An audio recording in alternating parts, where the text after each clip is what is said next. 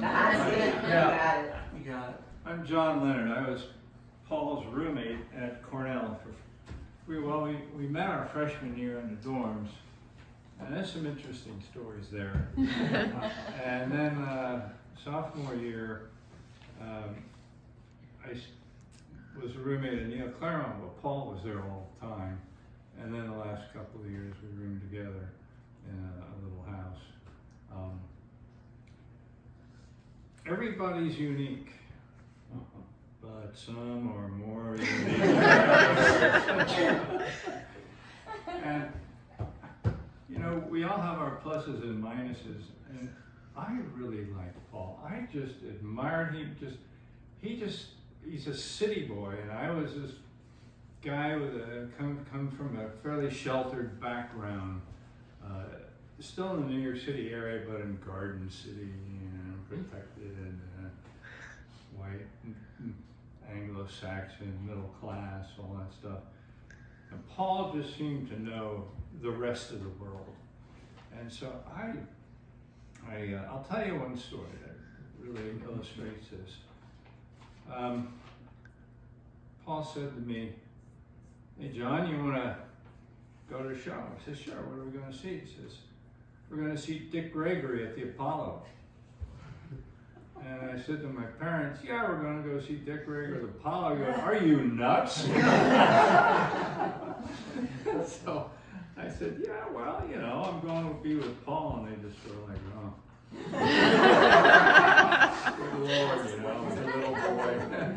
I love you." So Paul and I went there and we stood in line, and yeah, didn't see a whole lot of white people. And we went into the Apollo and sat there, and Dick Gregory comes walking out. And he looks around. He sits down. They had a stool for him, like this with spotlight on. And he goes,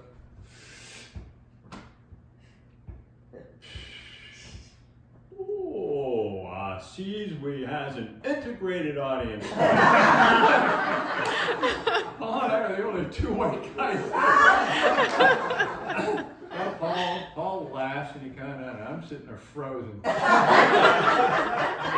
He gives me a little nudge and I go, ha ha ha.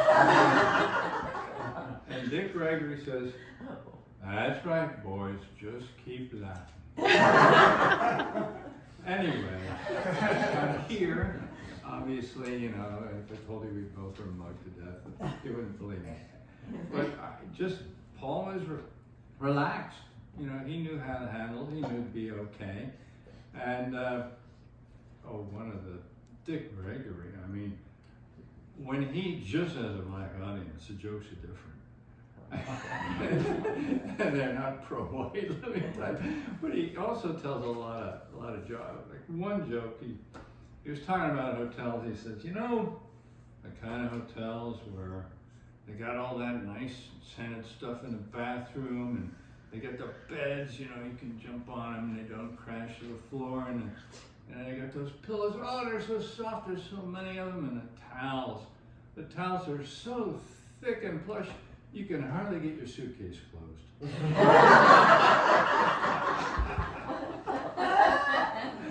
So it was a great time, a great show.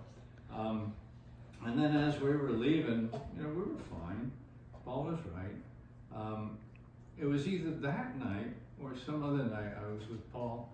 We're walking toward the subway stop, and we're walking from one avenue to another down a street, and all of a sudden Paul stops, says, "Turn around," and starts heading back, and I stop, and I glance up, and I turn to look at Paul, and he's 10 feet away.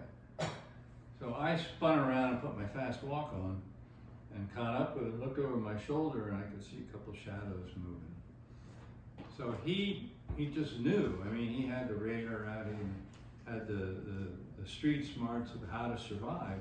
And we went up, I think, a couple of blocks until we were on a street, which was people all over the place, Willet and everything else. We was that one to go across. So that was just part of, I mean, this is stuff I had no idea. Paul knew, and I really admired him for that.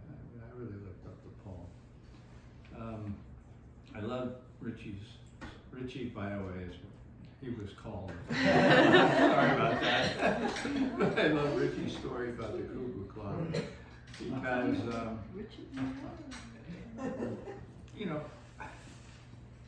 Paul was really unhappy, but you know I couldn't have repaired that without his permission.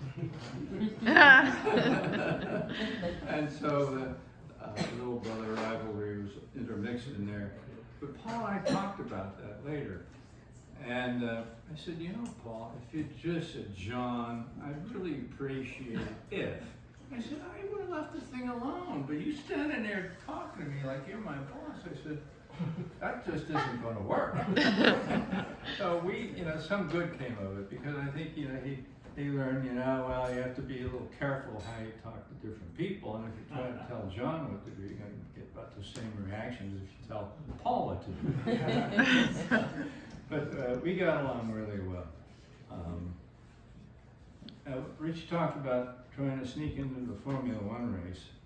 And, you know, that was even a funnier story than he told because we said, we'll give it one try.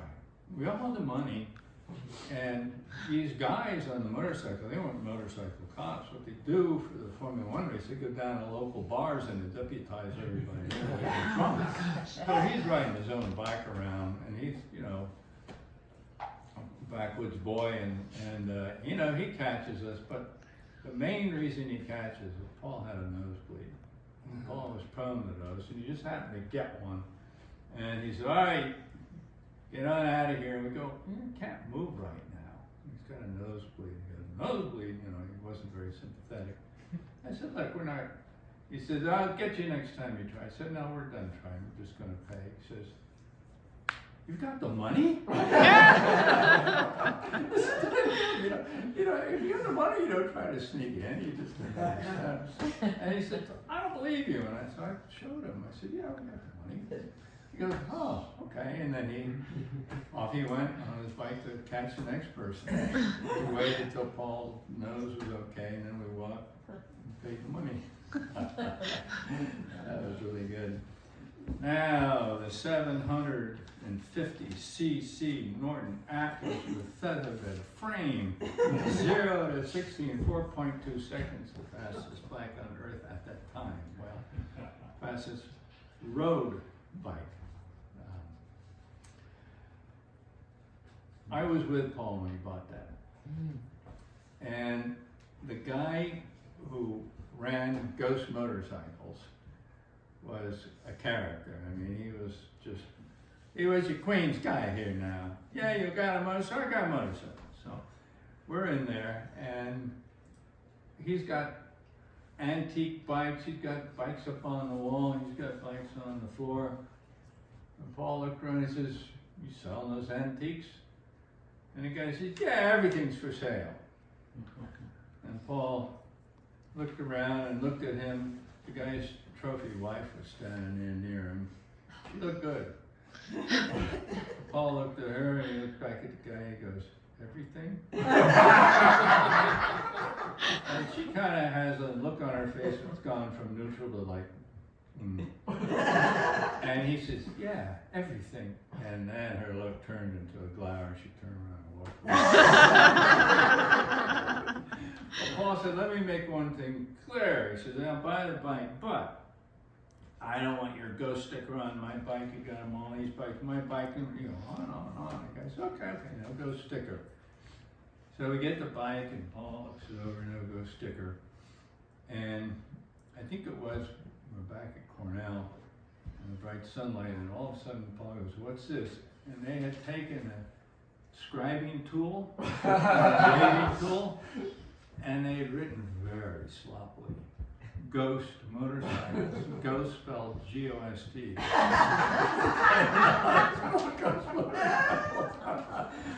Paul was furious. There's nothing you can do about it. It's just, the label, we could pry it off. So that was funny.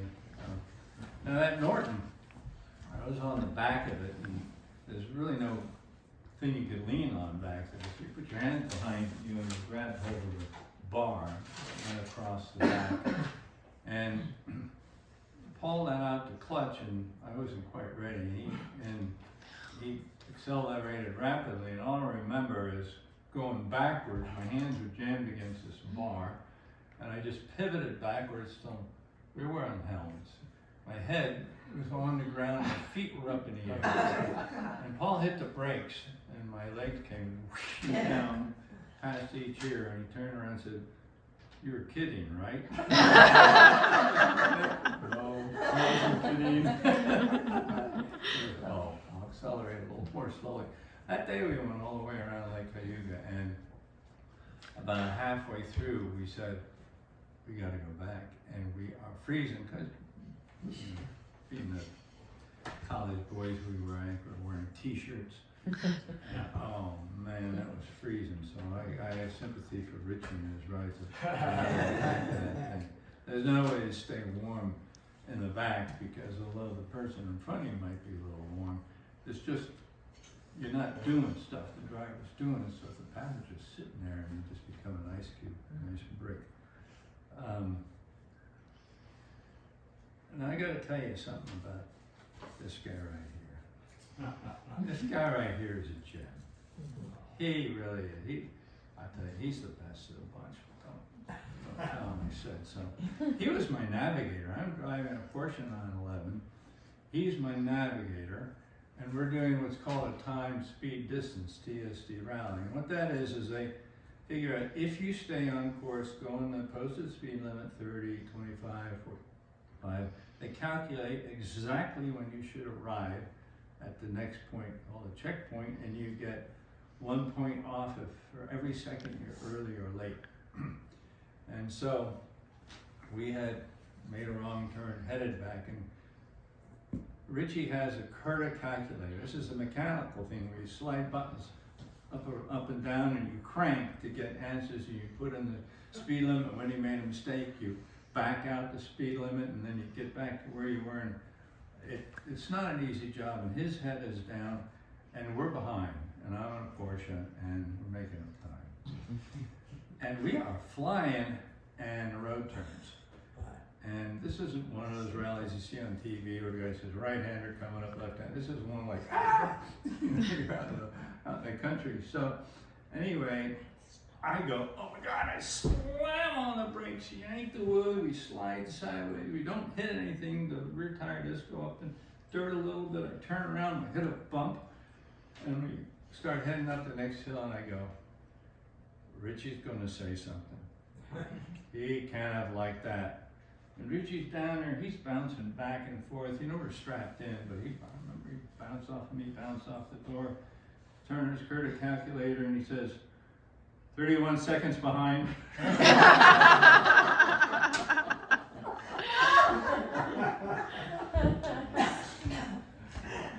got ice water in his veins, I tell you.